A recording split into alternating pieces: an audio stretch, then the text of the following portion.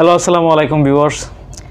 আশা করি আল্লাহ তাআলার অশেষ রহমতে আপনারা সবাই ভালো আছেন। তো ইনশাআল্লাহ আমি নীরব হোসেন রাজ আপনাদের দোয়ায় ভালো আছি।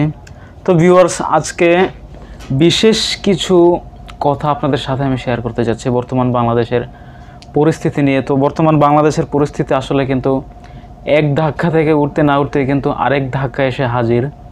তো সেই ধাক্কাটি হয়তো আপনাদেরকে আর নতুন করে বোঝাতে হবে না। সেটি হচ্ছে আমাদের বাংলাদেশে কিন্তু বিভিন্ন জায়গায় বন্যা দেখা দিয়েছে। বিশেষ করে বাংলাদেশের ইতিমধ্যে 11 থেকে 12টি জেলার মধ্যে বন্যা দেখা দিয়েছে। তো এই বন্যার কারণে হয়তো আপনারা ইতিমধ্যে অনেকেই জেনে গিয়েছেন কী জন্য বাংলাদেশে এরকম বন্যা। তো ইন্ডিয়ার বিভিন্ন কূটনীতিক চালে কিন্তু বাংলাদেশে আমাদের বিভিন্ন জায়গায় বন্যার সৃষ্টি হয়েছে।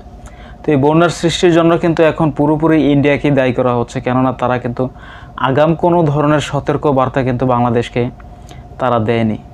তো এই জন্য কিন্তু আমাদের বাংলাদেশ সরকার সেই মানুষগুলোকে কিন্তু নিরাপদ স্থানে সরাতেও পারেনি। অনেক মানুষের কিন্তু ক্ষতিগ্রস্ত হতে হয়েছে। তারপর হচ্ছে অনেক মানুষের বাড়ি ঘর সয় সম্বল হারিয়ে কিন্তু অনেকে নিঃস্ব হয়ে গিয়েছেন।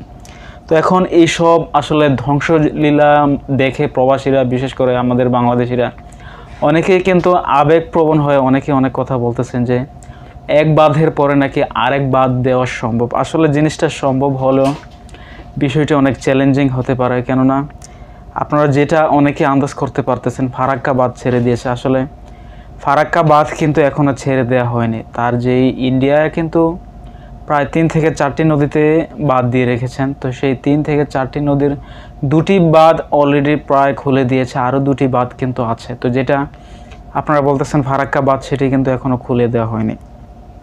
তো যেই বাঁধের বিপরীতে বাঁধ দেওয়ার আপনারা কথাগুলো বলতেছেন যে সবাই যেরকম পারেন দিতে আপনারা প্রস্তুত আছেন, তো সেটা কিন্তু আসলে এখানে একটি হিসাব কাজ করতেছে। তারা যেই 7300 ফিট উঁচু যে বাঁধটি তারা তৈরি করেছে, তো এখন আমাদের বাংলাদেশের মানুষের পরিকল্পনা মাফিক যেটা ধারণা করা হচ্ছে যে 7500 ফিট উঁচু করে যদি বাংলাদেশে একটি বাঁধ তৈরি করে, তবে কিন্তু বাংলাদেশের ভিতরে ইন্ডিয়া পানি ছাড়লেও কিন্তু সেই পানিটা ঢোকার সম্ভাবনা খুবই কম।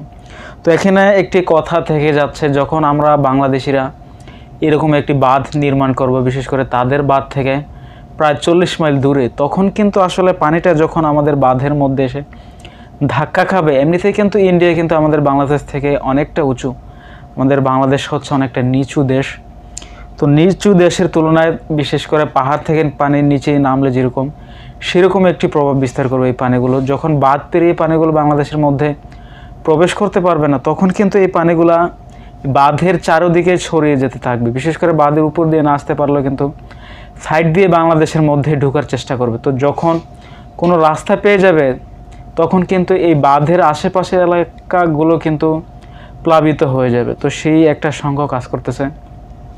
তো যদি আমাদের বাংলাদেশ সরকার যদি তেমন চিন্তা করেন বাঁধের বিপরীতে বাঁধ দেওয়া হবে, তো সেই জিনিসটিও কিন্তু মাথায় রেখে বিবেচনা করে আসলে জিনিসটি করতে হবে। যদি এরকম হয়ে যায়, তবে কিন্তু তেমন একটা লাভ হবে না। তবে এইখানে কিন্তু আরেকটি লাভ খুঁজে পাওয়া যাচ্ছে, কেননা যখন এমন একটি বাঁধ তৈরি করা হবে, তখন কিন্তু আমাদের বাংলাদেশ অনেকটা সতর্ক অবস্থানে চলে যাবে। কেননা তারা পানিটা ছাড়ার পরে কিন্তু আমাদের বাংলাদেশ বুঝে যাবে যে তারা পানি ছেড়েছে। তো সেই মুহূর্তে কিন্তু বিভিন্ন নিম্ন অঞ্চল থেকে কিন্তু মানুষগুলো সরিয়ে নিতে সক্ষম হবেন। তো হয়তো এদিক দিয়ে অন্য একটি লাভ খুঁজে বের করতে পেরেছে অনেকেই। তো এখন দেখার বিষয় হচ্ছে সাধারণ মানুষের এইসব চিন্তা ভাবনা সরকারের কানে যায় কিনা, বা সরকার কর্তৃপক্ষের দৃষ্টি পড়ে কিনা এদিকে, এটা হচ্ছে দেখার বিষয়। তো ভিউয়ার্স, আপনারা যারা আমার ভিউয়ার্স, আসলে এই কাজটি যদি বাংলাদেশে চালু হয় বা করা হয়, বিষয়টি কেমন হতে পারে এবং বাংলাদেশ তার সুফল কতটা আশা করতে পারে। তো যারা আমার চ্যানেলে নতুন ভিউয়ার্স, প্লিজ আমার চ্যানেলটি সাবস্ক্রাইব করে রাখবেন এবং পাশে থাকা বেল আইকনটি চালু করে রাখবেন। তো সবাই ভালো থাকবেন, দেখা হবে ইনশাআল্লাহ পরবর্তী কোনো ভিডিওতে। আসসালামু আলাইকুম।